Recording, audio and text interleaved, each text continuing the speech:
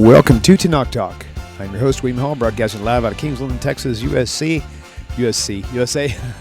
With returning our Hebrew scholar, Gavriel Sanders, under a new package, the Wow and the How of Hebrew. So welcome back, my dear friend. It's so good to have you back in the studio with this unbelievable class series we're working on, for sure. Really appreciate your skill, your knowledge base, you're willing to share. It's amazing. It's amazing. We can hear you. Yes. I thought you were on a pretty good roll there. Oh, just keep it coming. I'll keep it coming. Yeah, right? that was great. I don't know if we get those kinds of accolades. That's funny. So you clearly don't really know me. So for a minute there, I actually thought it was mute. No, we know you enough to know that we're really appreciative of what you do and what you bring to the table. That is for certain.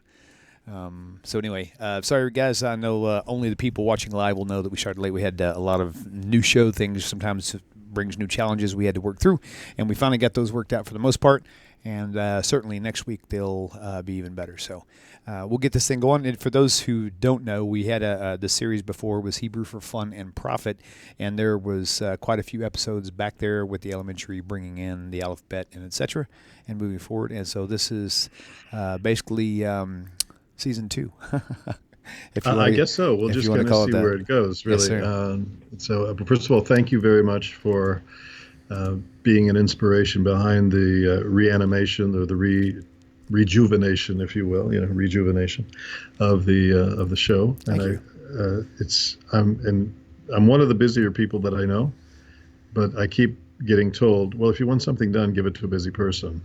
So I find that sleeping less makes more room in your day, in your life to get more done. But I'm so grateful for for Shabbat, for the Sabbath, because it's especially this is my favorite time of year because we'll be sitting down to dinner at 5:30, 5:45, something like that, maybe 6. Whereas in other times of the year, like the summer, of course we're able to take in Shabbat early. There's halachic or Jewish law allowance for adding holiness, kodesh, lechol, to the secular. It doesn't work the other way. You don't add secular to the holiness. So, but you can certainly. There's a window of taking in the Sabbath earlier, but that's a whole other different discussion. So, I see. And that way people are tuning into this particular program. So, we're going to have a little back and forth in screen sharing here. I have another screen right above me here, which you can't see. And boy, I'm just kind of looking at the way the lighting is here. I'm thinking of this song by Procol Harum way back in the 60s called "A Whiter Shade of Pale," and I am really the epitome of that song right now. I think you'll be more satisfied with the color that it presents on my screen. I have a lot of adjustments that I've made. Okay, good. So you can make me look better. Okay, good. Yes. Makeup, please. Makeup over here. I can't make you look as good as Rabbi Tovia Singer, of course. Well, that's. I love it when he does that. Every time he goes, it's good to see me. I look good today, don't I? He's so funny. Only he can get away with that. So yep. I'm not able to do that. So there you go. So a couple of things, really more than a couple, kind of a laundry list of things that I want to do. And normally for a program like this, I would have worked probably at least 4 hours in preparing various slides. You and I decided, I think Friday, to do this. So this is kind of a welcome back sort of discussion, more or less, between you and me. There are some specific things that I want to talk about with respect to the Hebrew language. And firstly, let's talk about the kind of the theme that we're using right now, which is the how and wow of the Hebrew language.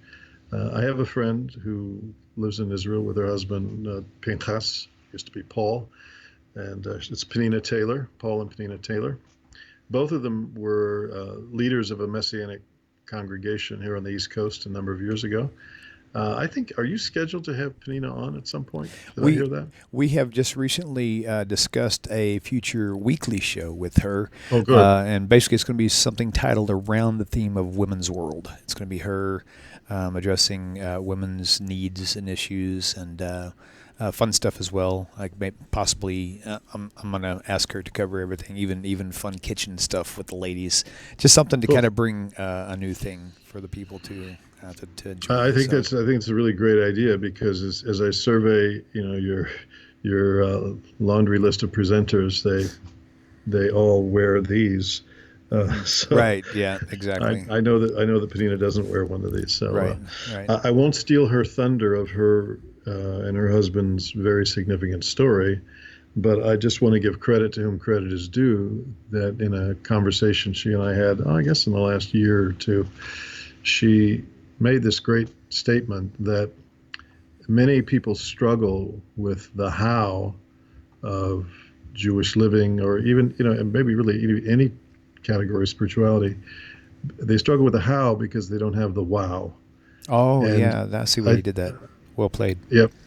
And Yeah. I think that, any of us who, especially when you really love something, it's not a labor. Mm-hmm. And when you really dislike something or don't have that sense of wow and wonder about it, then it could be very laborious, even if it's a good thing and a right thing. I think it has a lot to do kind of like with games. I mean, anytime somebody wants you to play a new game with them, the very beginning stage of it is kind of like, okay, you're learning it, but you're not enjoying it yet. But once you, like chess is a great example. Before, I didn't want to have anything to do with chess. Just the mere thought of it just kind of like, I got better things to do. And then one time I was just watching someone else play, and they explained a few things. And I was like, oh, the wow started happening.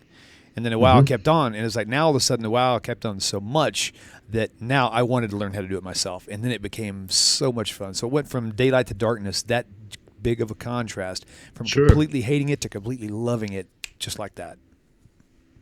Well, and the wow you just nailed it, can happen in a moment of shift of consciousness where all of a sudden the light goes on, there's a click, whatever. There are a lot of different terms that we could use to describe it. We've all had that.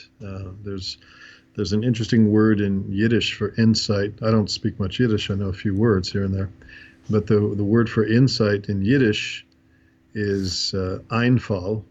So it sounds like something falls in. Einfall. So it's like something has fallen into you. The truth is, it's really already there, just sort of falls out of your subconscious and into your awareness. And the Hebrew word for an insight is a taglit, which is based on the word for legalot, to reveal. So, and that also is something that pretty much comes from within. When it comes from inside of you, it feels like once it's there, it feels like it's always been there. And my belief is that it really always has. It just was in dormancy, or in that realm of unawareness, and all of a sudden it comes to the forefront of consciousness, and away you go. So, and many of us who've struggled with the Hebrew language, and by the way, two thoughts just popped into my head that relate to all this, and I'll try and weave them into the tapestry of our conversation. Oh, that's poetic. One is, and one thought just went right out there. No, I got it back. One is the name Yisrael, and we're just actually, this week's Parsha talks about Yaakov Avinu going to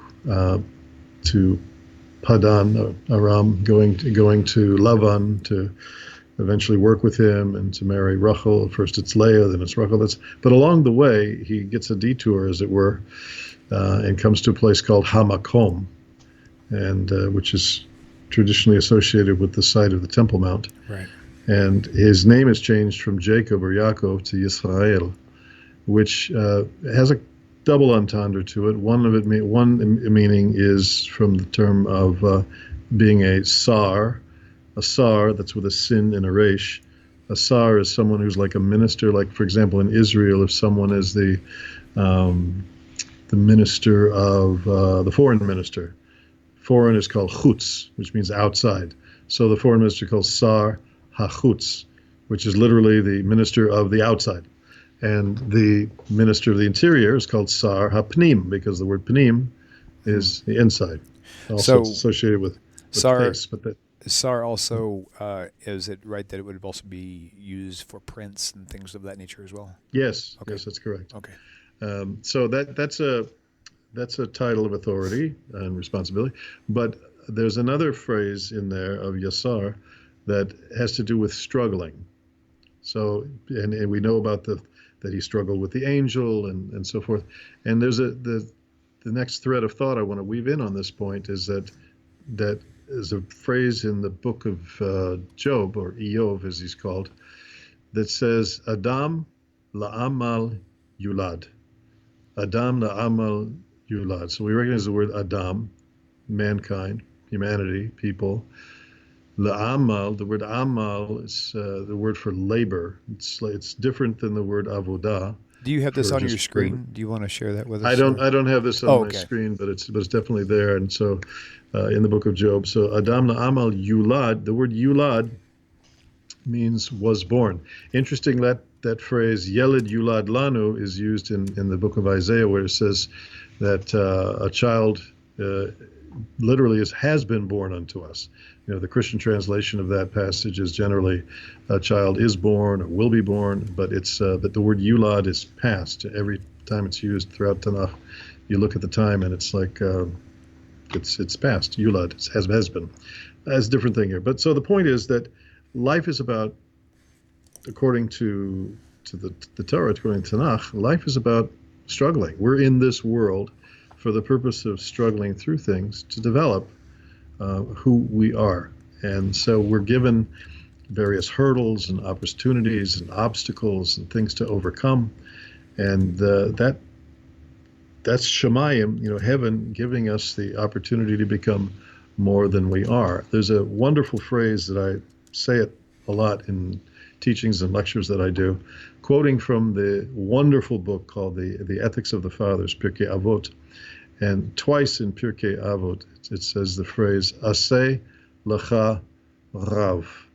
And it can literally mean make for yourself like a rabbi. So you need someone, when I was just first learning to be an observant Jew, people would often ask me, do you have a rav? Do you have someone from whom you can ask she'elot, questions?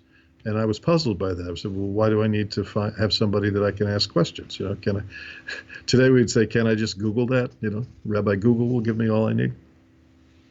And so Aseh lecha rav means you need, and when it comes to Jewish learning, you have to get it from somebody who's got it. That's known as the mouth-to-ear transmission, known as Masorah or Masorah, which means tradition. Not in the typical way that we relate to it in Tovia singing and Fiddler on the Roof, but it's really a relationship. It's a transmission of content, of really life energy to sustain a way of living from one generation to another, like a baton pass maybe, that happens through this commitment of proximity. I'm close enough to someone to get what they've got, and they don't lose by giving it to me. That's the amazing thing about it. It's like love. You don't lose love by giving it away. So the same thing is true with this teaching, this body of, I call it a spiritual technology. Avram Sutton talks about that in his books. And that, in fact, he wrote a book called Spiritual Technology. It's somewhere over here behind me. And it is an amazing thing that the whole scenario of our life circumstances are given to us in such a way that we can fulfill this process of amal, of going through. I was born for the purpose, see, and making peace with this is an amazing thing. I was born for the purpose of struggling through things that will ultimately bring me to a relationship with the Creator that otherwise I would not have known if I just stayed on some kind of, circumstantial easy street. Right. So I remember speaking to a Christian friend of mine a number of years ago. We were in business together for a while. And he said, well, as a Christian, we believe if something comes from God, it just comes easily. And I laughed and I said, well, we Jews believe the opposite. If it's comes with struggles and difficulties, then that's probably a God-given opportunity. Again, quoting the Ethics of the Fathers, I believe it was the sage Hillel who said, speaking in Aramaic, Lefum tsara agra, which means according to the difficulty, so is the reward. And the Rambam, the Maimonides, also said the same thing in similar words in Hebrew that said haschar, the reward, lefi hatzar. It's a play on words. Haschar lefi hatzar. So the reward is commensurate, again, to the challenge or the difficulty of something. And we all know that in life circumstances. You want to be an Olympic athlete, you're going to work very differently than somebody who just wants to, let's say somebody wants to be an Olympic swimmer. Well, you just don't go to the pool once a week or once a month. You're there every day for hours a day. And so, the Jewish people, when connected to this thing we call Masorah, the tradition, understand their role in the world to be one that requires tremendous focus. I read an article today by someone who is a conservative Jew, doesn't observe much, and that's by his own admission in the article, so I'm not saying anything inappropriate. But he decided to spend a few years reading through the Talmud a page a day. It's called Daf Hayomi, page daily, the daily page. And in fact, we're actually just coming up at the end of this month, the beginning of January. I think the 3rd or the 4th is the beginning of the 14th reading cycle, study cycle of the Talmud. It takes about 7 years and 5 months going at a page a day. Now, page, we don't mean, just one page. It means it's called a blot. It's the A side and the B side of the page. And that's been in 1925. There was a Rabbi Meir Shapiro, a European rabbi, came up with this idea, and it took the Jewish world by storm, the Orthodox world. And so this is a good time for me to just kind of segue to say that the Talmud has been very difficult to access without a certain set of Hebrew literacy skills and Aramaic literacy skills and an understanding of, rabbinic structure in something known as give and take. Shaklavataria is what it's called. And the structure of the Gemara is difficult to figure out, or has been difficult to figure out until recently. And so I want to make a little plug right now, and this is a good day to do it. This is Cyber Monday when we're making this program. And if you go to artscroll.com, Artscroll's having a very nice sale of 25% off, which normally in December they have a 20% off sale. Right now it's 25% off. But one of the things that I'm actually working on a project this week for ArtScroll. Once in a while, I used to work for them for about 10 years, and once in a while they tap me to do some things for them. So I just wrote a script, 4-minute script, for a video that we're producing on the features of the ArtScroll digital app, which is for the iPhone, the iPad. And so they have taken the 73-volume Schottenstein Talmud, which is a monumental work. It took 15 years to create. I think they started in 1990. They finished in 2004 in time for the 12th reading cycle, I think. So now we're in January, we're starting the 14th reading cycle of the Daf Yomi. Now, what's so amazing about this ArtScroll digital app is it just gives you such immediate access. If you don't read Hebrew very well and you don't know Aramaic, with the touch of a fingertip, you can touch on the text, and a little box will appear directly under the text, and there's a little navigation arrow over here. You can just keep clicking the arrow, and it moves you through the text. And when there's a comment on it, the comment appears just below the text. You can stay right on the page and move right through very quickly. There's many other features to it. I won't describe them here. The video will be out soon enough. But if someone's thinking of Talmudic study, this is a good time to do it, as the Daf Yomi recycles itself around the 4th of January. The struggle to learn Hebrew is definitely worth it, because, as I'm fond of saying, I'm a Torah observant Jew today primarily through the agency of the Hebrew language. Now, when I say Hebrew language, I'm really talking, first of all, about modern Hebrew, because when I went to Israel those many years ago as a young minister with a heavy missionary intent, going to a Hebrew language program to study, my objective was to use modern Hebrew as a bridge to biblical Hebrew. And indeed, that is the way I recommend most people to go, because there's so much of modern Hebrew, both in terms of vocabulary and grammar structure, syntax. That's not a tax for sinning, by the way. But syntax, tachbir, means word order.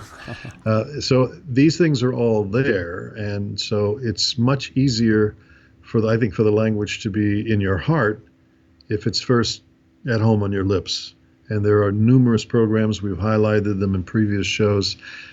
My full-time gig is as a high school Hebrew teacher, and also as a part-time administrator, working with other Hebrew teachers, most of them Israelis, but yeah, just all but one really Israelis that I work with. And our whole concern is to impart enough through the living language that was revived through the efforts of Eliezer ben Yehuda about 125 years ago, to bring then the biblical Hebrew into significance. And this is where I want to go back to Penina's whole thing about how and wow, because we're going somewhere with this whole conversation.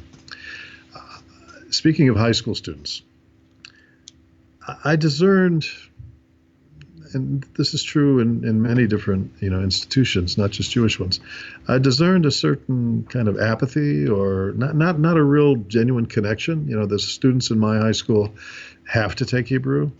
They study for 12, 13 years, depending if they started in kindergarten. And it's amazing. There are some who really get it, and they're in honors classes, and there are some who just struggle with it for all those years. And it doesn't seem to be at home. And most of them, the one of the few phrases they can say is, Ani yachola lalechet shiutim, can I go to the bathroom? And so, what a travesty. Right. So one of the things I wanted to do recently was to just kind of bring out a taste of the wow of Hebrew, and I would agree with them if a student could say, well, wait a minute, I'm learning this ancient language that, there's a few million people, 8 million people maybe that speak it in the world today, and a few million others who may be able to read it or have some degree of literacy in it. But for the most part, it's a backwater little country with a backwater language. And so it's 3,500 years old. But what does that mean to me? I mean, the United States is the 5th largest Spanish-speaking country in the world.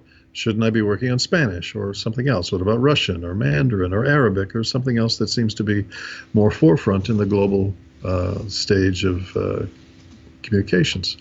And so it's a good thing, except if we start to dig into the deeper issues surrounding the Hebrew language. And for that, we have to go to some of the sources. And by the sources, I mean, we're talking not just about the biblical text itself, but some of the ancient commentaries about it. For example, the Zohar, which talks about that HaKadosh Baruch Hu, Hashem, looked into the Torah to create the worlds. And I deliberately use the word worlds because that phrase is used in Tanakh.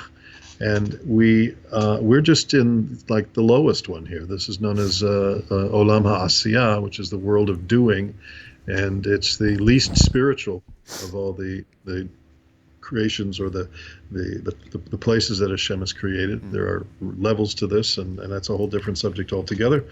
Maybe Ira Michaelson has talked a bit about that. I'm not sure. But at any rate, the Hebrew language, here's what we have to ask ourselves.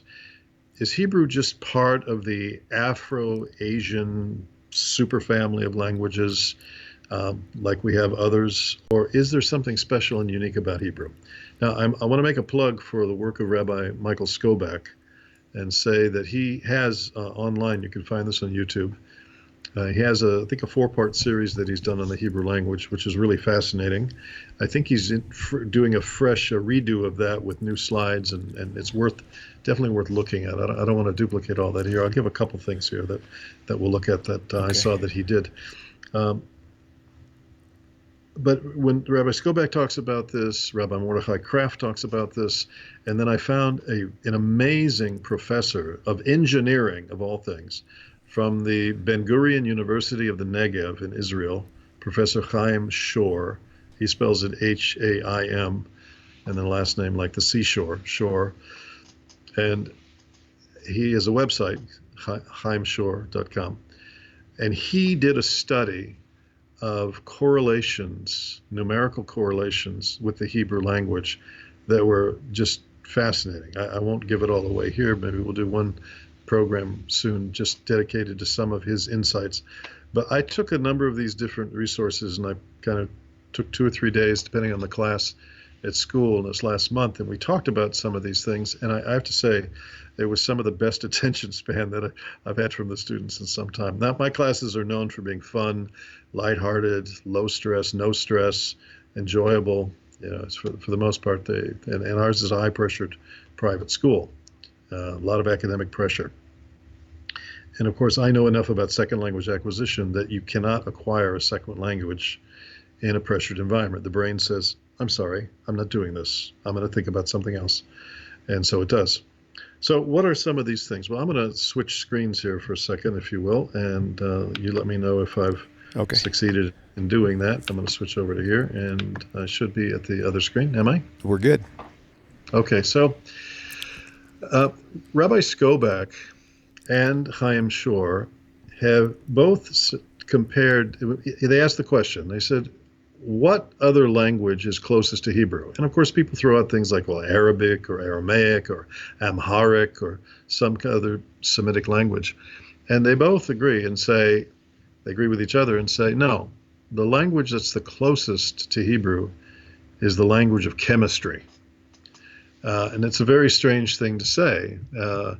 And they say because chemistry is extremely specific. For example, you take something like H2O. And H2O tells you exactly, we're not using the word water, because you got water in one language, agua in another, O in another, moya in another language, mayim in Hebrew. So these seem to be just different conventions that inside of a language, people agree that that word, one syllable, two syllables, that means water.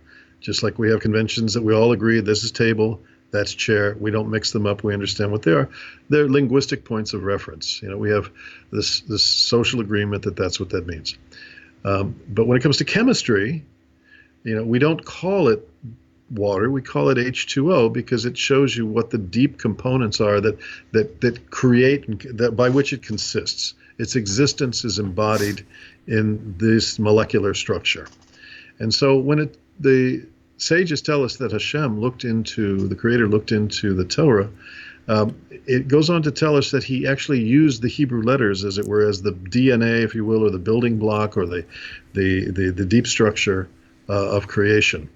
And we see a hint of that in the very first 4 words of the book of Genesis, chapter 1, verse 1, which says up here, you know, Bereshit bara Elokim et. Now, we know that the word et is really just a marker for a direct object coming up that has that is what's known as definite, you know, a definite direct object, like the something. And so we go on to say Bereshit bara Elokim et hashamayim v'et haaretz. But what the sages have done, they say, look what happens. Bereshit bara Elokim. So in the phase of beginning. So by the way, translating this in the beginning is not a good translation because it uses the word reshit, and reshit has to do like with first things. So this is like in the stage of initialization and initializing the creation.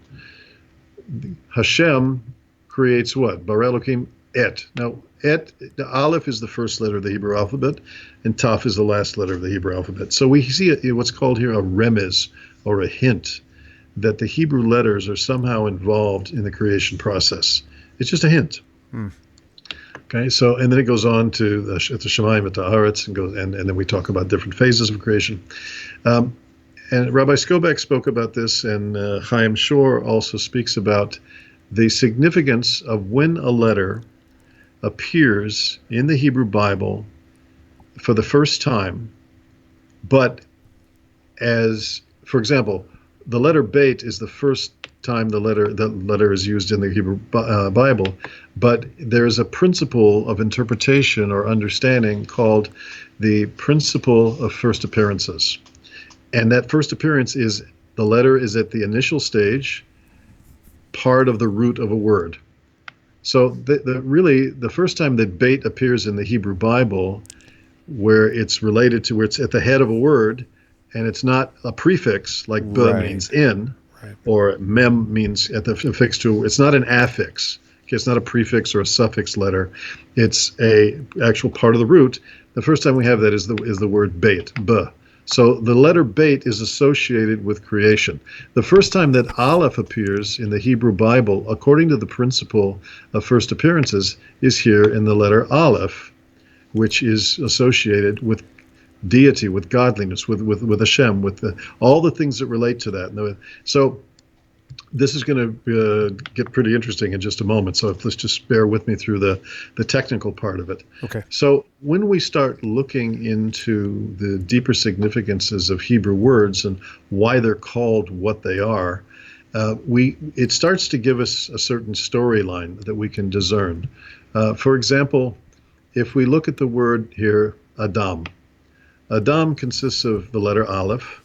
And by the way, if you look at the Aleph itself, it's very interesting the way it's, in this particular font, because you can see what looks like a Yud here, kind of standing on its tail.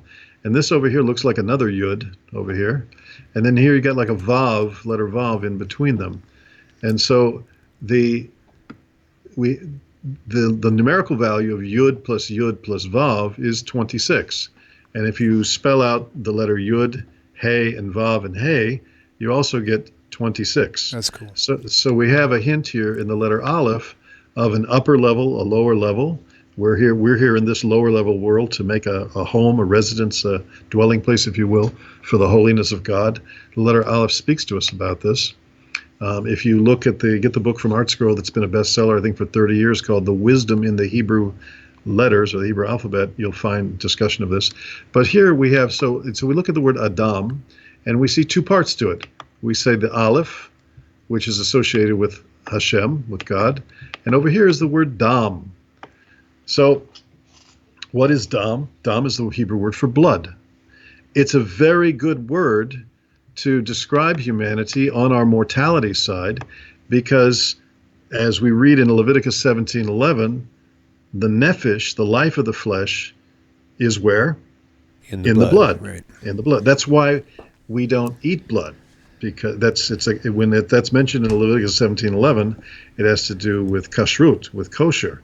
As the verse in 17:10 talks about, 17:12 talks about that, but as a missionary, I would only focus on 17:11. My bad.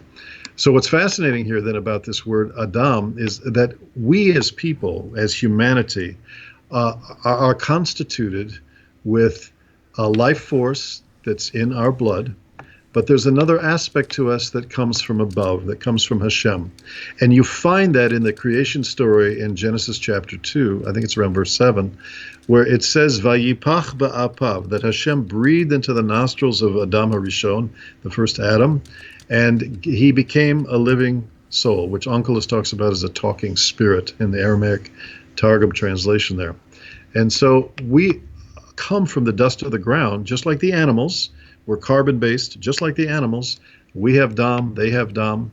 But there's this extra component that we're given in the form of our godly soul that is really breathed from the Creator into us. So we have a life force, the animals have a life force, we share common physical characteristics and some traits and so forth, but we as humanity are a hybrid. Like when I spoke in Costa Rica a few years ago to a group of Jewish college students, and I asked them all, I said, who made the first hybrid? And they all said in that beautiful Costa Rican accent, Toyota. Yeah. So, but it's really Hashem who created the first hybrid in the form of you and me, that every person has a godly element and an animalistic element within them. Now, this gets even a little more fascinating when we start to look at the numerical values that are here. If we take the word Adam and we look at its numerical value, Aleph is 1, Dalet is 4, and Mem is 40. So that's 45. Okay? Now, the Talmud tells us that there are 3 partners in creation. There's the Father, the Av, the Mother, the Em, and there's Hashem. So if we take the numerical value here, so Aleph and Beit together, that's 3, right? And then we have over here M, which is 40 and 1, that's 41. And if we put those two things together, we have 44. But if we come up, when we look here, we talk about so the Father and the Mother give us this part right here. If we just take Dam and we look at Dam, so we have Mem and we have Dalet. That's Mem Sofit, which is 40. Dalet, that's 44, right? But if we add the aspect of the godly aspect with the partnership role that Hashem has in the creation, then we actually come to 45. And so we see then that the 3 constituents involved in the creation of humanity, the Father and the Mother together with Hashem, adds up to the number 45. So that's Yes. a fascinating thing that seems to work in the deep structure, the chemistry of it, if you will. And people say, well, you could get, but there's so many. Anybody could do this. There are so many different permutations of this that it seems to be too common to be just happenstantial or coincidental. In Dr. Chaim Shor's book, which is, he calls it Coincidences in the Hebrew Language and the Biblical Hebrew, he does 19 different fascinating correlations. And he's a man of science, a hard science. He's an engineer. He's into deep numbers. And so he said, he said, I thought if I publish this, it's going to hurt my academic career. He's not, there's no niyamaka on his head. But he found this amazing set of patterns in the Hebrew language that don't exist in another, and he had to publish it, whether he got criticized or not. So we see that here. Another thing that I want to migrate to as we're talking about all this is, in things that are unique about the Hebrew language, is there's a question, and I'll switch back over here to me and bring myself back to the screen here because I think I've been on the Hebrew page. Was okay. Am I back with you? You're good. Yes, sir. Okay, thank you very much. Hi, we're back. One of the things that again, I said, Hebrew language is what brought me to Torah observance. And I enjoy very much when I get the opportunity to speak with people who come from really very, very Orthodox backgrounds. Sometimes those who aren't so keen on, let's say, the political Jewish state, or for whatever reason. And I tell them, I went to a kibbutz, an atheistic kibbutz in the modern state of Israel, learning to speak modern Hebrew. And the blend of those three things brought me to Torah. This is what Hashem used in my life to escort me into Torah observance. And I think, it's just a hilarious cosmic joke that things that people would consider not to have a component of holiness to them actually did and do have a component of holiness to them. I remember that I'm very close friends with a local Hasidic rabbi, and his father was a very great figure who crossed over all kinds of various groupings of observant Jews. And he spoke at a convention one time, and he said a very controversial thing. He said, there's more holiness on Dizengoff Street in Tel Aviv than Bedford Avenue in Brooklyn, which is like the bastion of Orthodox residences and homes and shtibels, shuls, etc., synagogues. So it's there. In fact, the Talmud tells us, I think it's the Talmud, says us that the very air of the land of Israel can make one wise. So having spent my time there, I think, I got some of the side benefit of having breathed that rarefied air of holiness that was there.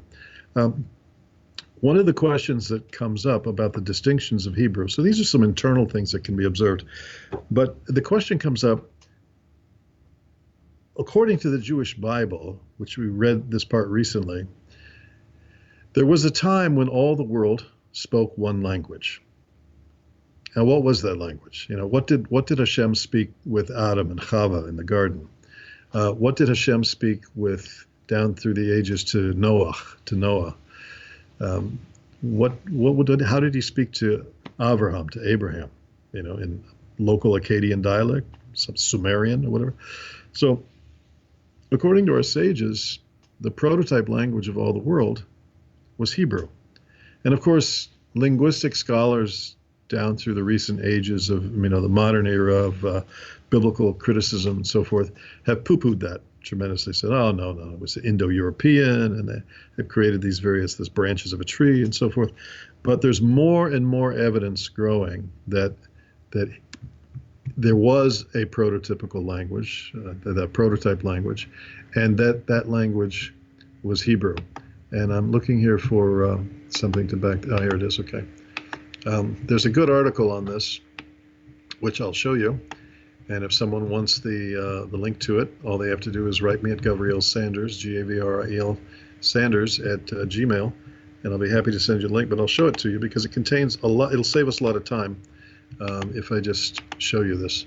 So this is from Tablet Magazine, not an Orthodox magazine, but it's a Jewish commentary kind of magazine on various types of things. Sorry for knocking the And it goes through a long discussion of the theme that we're talking about tonight, giving lots and lots of examples.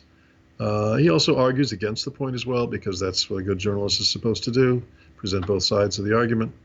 But this is a fascinating discussion of the subject of, it's called here Edenics, which I'm highlighting here. Edenics has to do with what was the language in the Garden of Eden.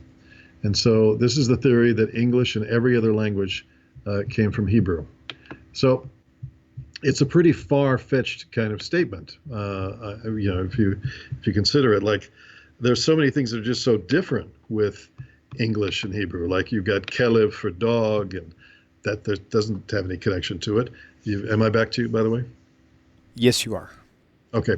Chatul for cat, although I can hear in the very first two letters, chatul, kat. But if you start digging around a bit, you'll find some amazing connections. And I did a whole list on the board of my students, probably, 20 different words that were so fascinating. And I have a book here with me. I'm sorry to the viewers, it's not going to come up looking right to you. It's going to look backwards because we're having a Skype issue. But this is to test your Hebrew reading ability, starting from the other side. It's called The Word, right? The dictionary that reveals the Hebrew sources of English, and it's not a small book. There's 20,000 citations in here to back up what we're talking about. It was put together back in the 90s by Mr. Isaac Moseson, and a linguist himself. I have a pop quiz question for you. Okay. Okay, is Ophenaim, is that bicycle, right? It is. Okay, is there something special about that? That's one of my favorite words. I don't know why, it just sounds cool. So is there anything in particular that would be unique about that word in correlation with what the item is or other? I haven't, that's so funny you use that word, because I remember exactly where I was in 1977 when I learned that particular word. Yeah. For me, it was Rosetta Stone. Just. Oh, really? Yeah, Okay. yeah. For me, it was my teacher, Irit, in Kibbutz Ein Dor. I think she just took a bunch of us on a little walking tour, and she was just randomly throwing out to teaching us words, and we had to write them down in our little pinchas. And nice. Nice. But no, the word Ophenaim simply means it's actually a plural word. It's a dual plural word. When you hear the suffix ayim, like einayim, oznaim, Hashemayim, svatayim, hashamayim, it's a dual word. It means there's two. Okay. So this is a yad, and these are yadayim. Okay. So the yud mem suffix, right? Yeah, it's usually a double yud mem. Because yud mem will be just for regular plural. Like Sefer Sfarim. Nice. And you'll see a double yud with the mem sofit, the final mem, usually to indicate that. That's if it's pointed text. Sometimes they'll just use one, and you'll see the vowel marking for So I am. That's why the number 2 in Hebrew we go echad, shtaim, or shnaim, because Hebrew numbers are they're masculine and feminine, to the consternation of Hebrew learners, and even most Israelis butcher their own numbers for technical reasons I don't want to go into. But it took me a long time to crack the code on those numbers. Gotcha. And making them a subject-verb agreement and so forth. At any rate, back to this particular book. So I'm answering your question. Ophenaim, the word ofen in Hebrew means or manner or way. Like it's used to introduce, if I say ba'ofen specifi, that means specifically. It's like an ly to create an adverb.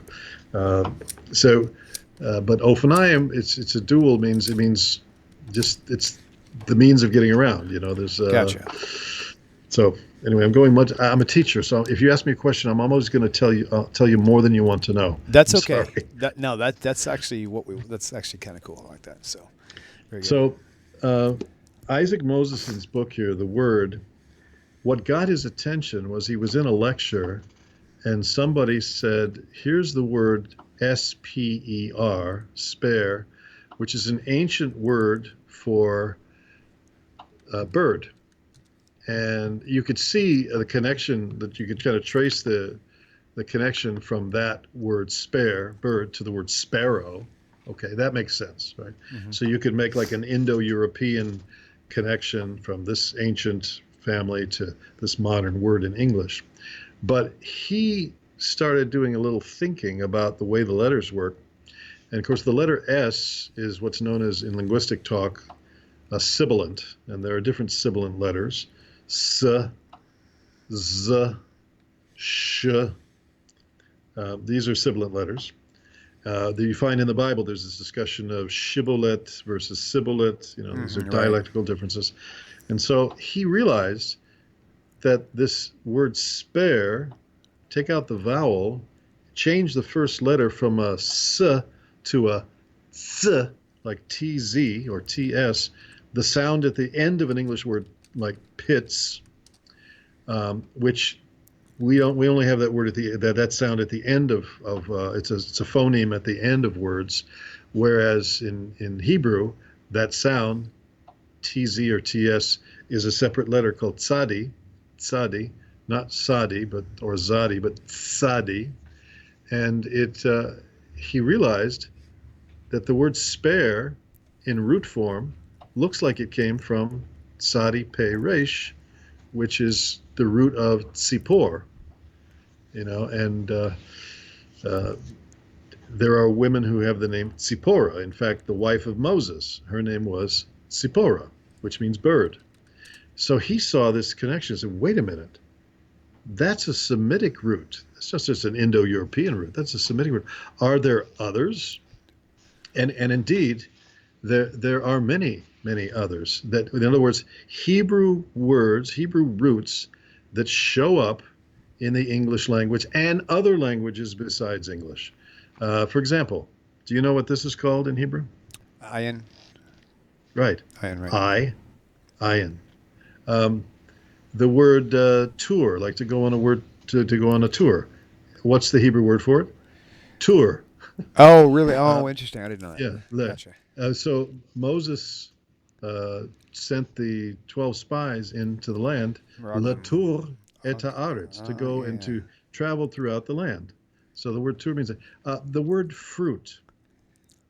How do we say fruit in Hebrew? Perot. Oh, perot. Pri is one, like a banana. Oh, okay. Okay, but plural, perot. Okay. So now the letter P and the letter F are related. For example, in Hebrew, obviously, in certain contexts, the pei converts to a fei. In fact, those are really the same letter, pei and fei. Right. And so in certain contexts, the pei switches to an F sound, phoneme. And so the word perot and fruit share basically the same consonants if you take and change the F to a P. It makes sense. It works. Right. You have a word like evil and avel. You have a word like cry in English and kriya in Hebrew. The word lick in English and likek in Hebrew. Scale and shakel. The word earth, aretz, the TH in earth can really be related to the ts sound again, because the other languages that don't have it are going to substitute something else for that sound, which is not resident in that particular language. Okay, the word wine, a lot of people know, yayin. The word direction from the word derech. Oh, nice. And very good. There are many. I'm just giving you a little taste of something, and sometimes, sometimes the letters reverse. So, for example, and if we go down to not just a 3-letter base but a 2-letter base, then we find even more of this being revealed. So the word derech, if we take dalet and resh, you reverse that and it becomes resh and dalet. The word road. What is a road? A road is a way. So you can see that in a reverse situation, it could have derived from derech. And there are many, many examples of this. And too many examples to be random. Too many examples to be coincidental. Now, the scientific community flipped out when Mr. Isaac Moseson brought this out. And they just, for all the obvious reasons, they didn't want to admit that Hebrew was the prototypical language. But there's a growing body of evidence, and from other researchers, some of whom don't want to be cited, who will say something anonymously, and a few bold ones who did come out of the closet, so to speak, there's a funny phrase, and admit to this being the case, that there's more and more evidence. Just in the same way that geographically, Hashem created eta aretz, eta shamayim v'eta aretz, and on the aretz he created then the land, the dry land called yabashah, the continent, as it were, because the word for continent in Hebrew is yabashah, and he created the yamim, he created the oceans. And so in the beginning of the creation, we see hayabashah. The world was one continent. Now, we all grew up, with 7 continents, but any 4-year-old kid can take a look at the map of the outlines, the contours of Africa and South America, and see that they fit together like puzzle pieces. And there are other places in the world this idea of what's known as Pangea, the one continent from which the other continents broke off, this is talked about in the Zohar. And the Zohar speaks of there being 7 continents at a time when the people weren't navigating the globe and didn't know. They thought maybe there were 2, maybe there were 3, but it's all there. It's discussed. These things have been brought out. This is not new.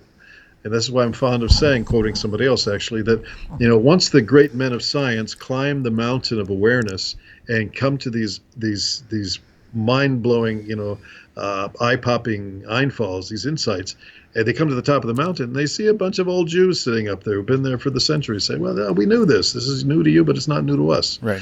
And so the Hebrew language, the words I just cited for you, that little list of I and the word twin, for example, from te'om, there's just too many cases of this being that way.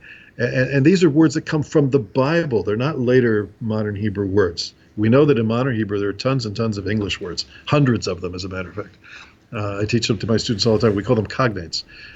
So as the students began to see that Hebrew is unique, more akin to the language of chemistry, with a great degree of specificity to it, that it has numerical significance, that reveals, that tells us a story from inside the letters themselves, embedded inside of words, and then that the influence of the Hebrew language has affected other languages to the extent that it's like going back to the headwaters, and that all the other languages of the earth derive from that as the single source, and that when there was the confusion that took place at the Tower of Babel, or Tower of Babel, that this is why you've got this breaking off of what would you call it, vestiges, residue, if you will, Hebraic residue that shows up in other languages. So this has been, I think, an interesting discussion so far this evening. Yeah, absolutely. And I just wanted to mention, I'm sorry I can't show this to you properly. A friend of mine, Rabbi Kotkin. Actually can. When you put it up on screen, just hold it still and don't move. I can actually make that happen. Give me 1 second. I'll tell you when I'm ready for you. All I have to do is put it so you can see it. Okay. Yep. Okay. Hold it steady right there. And what I'm gonna do is first have to select the right thing. Hang on 1 second. I know. Okay. Yeah, I'll be patient. This is gonna be worth it. Don't worry. Oh, come on! I hit the wrong thing here. I'm on the wrong screen. There you are, right there. Okay. Now I'm going to just go to basically reverse that camera. The Y rotation is here. There we go. Okay, I've got it. Now you can talk. There you go. Okay, good. All right. So this lovely friend of mine, Rabbi Kotkin. Hey, Gavriel. You need it back up? Yeah, because actually when I said I got it, I literally just fixed it and you pulled it down. So there you go. There you go. Okay, hold on a second. Perfect. Oh, yeah, good job. You're kind of blocking. You're doing a good job eliminating some of the light reflection, too. That's good. Nice. Okay, very good. Very good. Okay, so this is the Hebrew Root Dictionary, and it's something I think that anybody interested in Hebrew should have on their shelf. He gives various root words and where they appear based on their root form throughout the Hebrew Bible. You still have that reference, by the way, that we talked about from Leviticus, because I want to end with that. Yeah, hang on a second. Let me see. Cancel this. Actually hit a wrong button. Ask me the question again, please. Okay, so I'm interested in going to that passage in Leviticus because yes. The structure of Hebrew is such that Well, I want to dip, I guess, into I call it the missionary mailbag.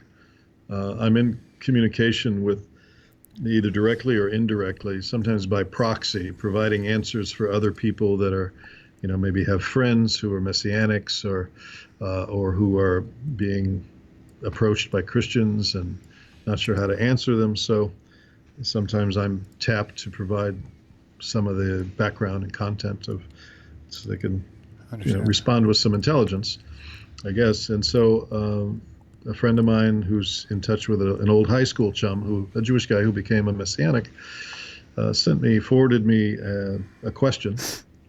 And they've been going back and forth for a couple of years. I've been involved with this. And he said that God is holy and we are not. That if you break one law, it's as if you've broken all the laws, and you are therefore a sinner in need of redemption.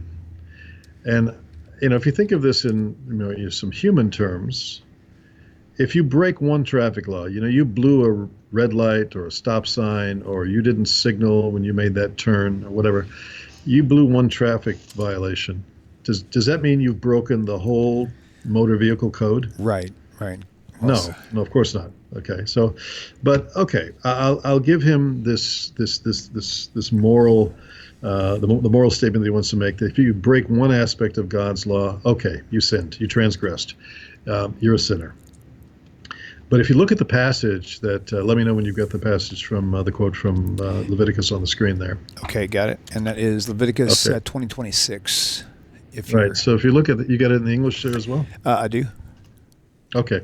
So you can see the passage there that says, Kadoshim tihiyu, ki kadosh ani. So Hashem says to the Jewish people in the book of Leviticus, known as Vayikra, that holy you shall be because I am holy. Now, do you have the ability to highlight that text at all? Yeah, I did. Tell me did you verify that this is the right verse you're looking for? Because it says that in numerous places. Well, if it says Kadoshim tihiyu, and does the word Kadoshim, does the word Kadosh have a vav in it? It doesn't say tihiyu in this one. Holy you shall be. This one says Kadosh ki, Kadosh ani Hashem.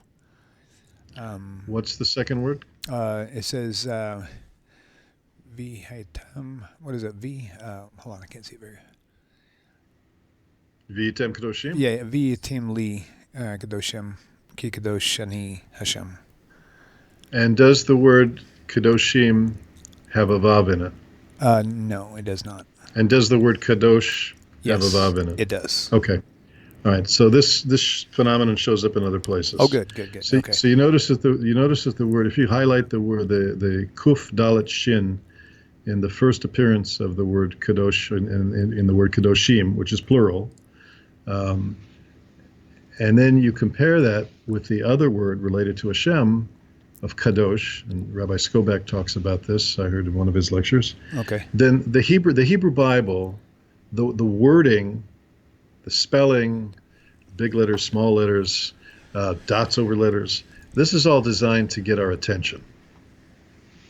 And so what is this telling us, and how does this relate to the missionary that was speaking to my friend? So God's level of holiness is different than ours. But he invites us to strive for holiness, to maximize the level that we can achieve. Now, there's a phenomenon in Hebrew known as maleh, which means full, and chaser, which means lacking.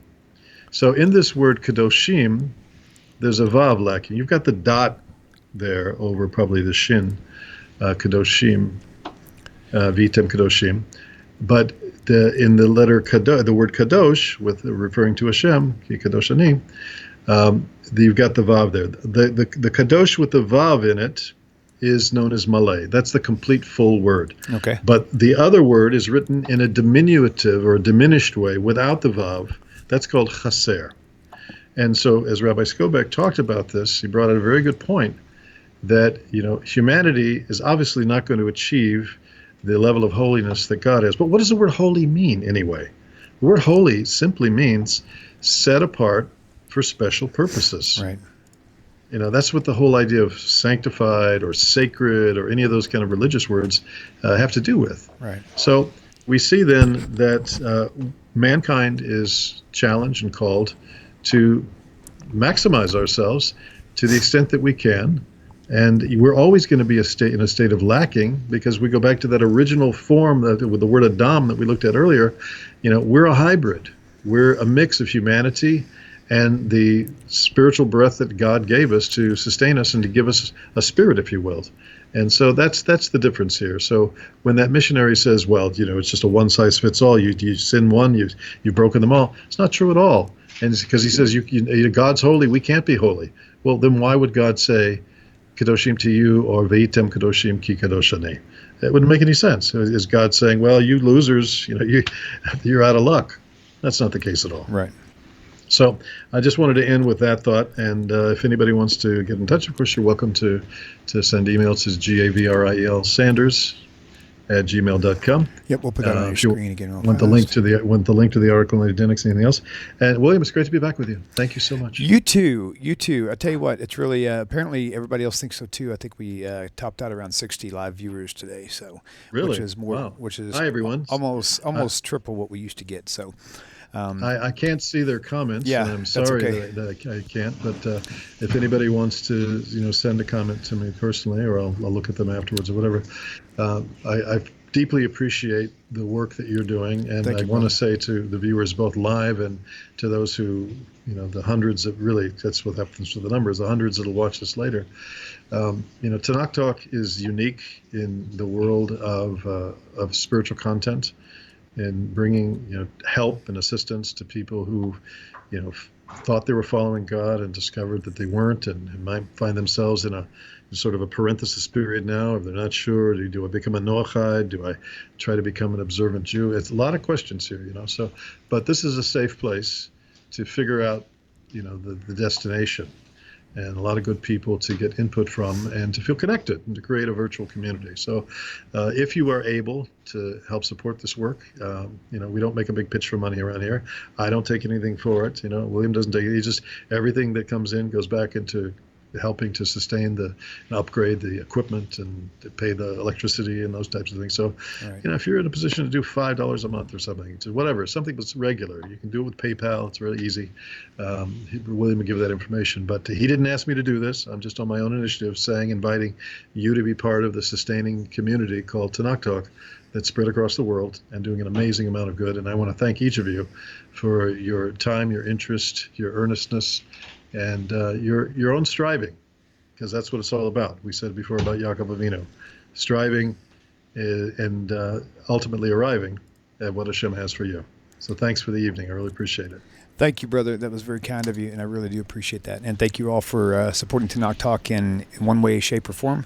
And we'll look forward to Hashem willing seeing you guys here, same place, same time, same place next week. And looking forward to the next class myself. So thank you, guys. Shalom. Shalom aleichem. Okay, aleichem shalom. Take care. Bye.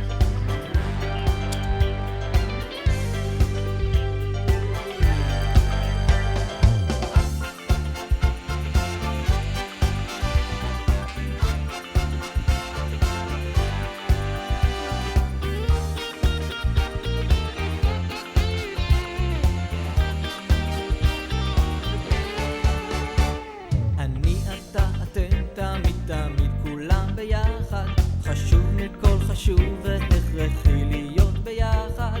איפוק זו העוצמה, ויתור זו הגדולה, השאיפה והכמיהה. אני אתה אתם תמיד תמיד כולם ביחד. חשוב מכל חשוב והכרחי להיות ביחד. איפוק זו העוצמה, ויתור זו הגדולה.